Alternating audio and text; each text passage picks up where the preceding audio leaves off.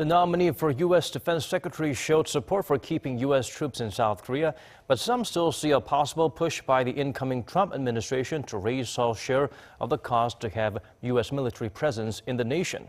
Connie Kim reads into James Mattis' remarks. The incoming Trump administration in the U.S. hinted at responding firmly to North Korea's nuclear weapons program and continuing the strong Seoul-Washington alliance, possibly through South Korea assuming a larger share of the costs to have U.S. forces stationed on the Korean peninsula. James Mattis, nominee for U.S. Defense Secretary at a Senate confirmation hearing on Thursday, said the situation on the Korean peninsula remains volatile and pledged to work closely with South Korea and other allies in the region. We must also embrace our international alliances and security partnerships. History is clear.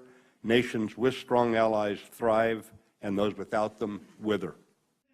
The retired Marine Corps general's comments show U.S. President-elect Donald Trump may have retracted from his campaign pledges of drawing out U.S. troops from South Korean soil if Seoul does not pay more for their presence. But Mattis' words are also seen to reflect the new administration's plans to renegotiate defense cost sharing with Seoul and other allies. While nothing is certain regarding Trump's foreign policies, South Korea's defense chief noted the lingering uncertainties with Washington.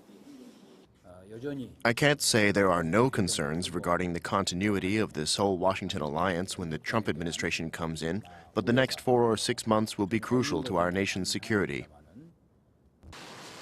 If a renegotiation of defense cost sharing does become reality, a South Korean government official reportedly said Seoul will highlight the fact that the country is already paying more compared to other Washington's allies, as South Korea has a higher defense cost ratio.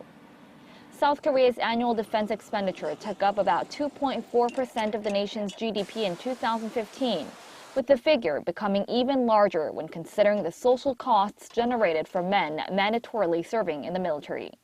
Connie Kim, Arirang News.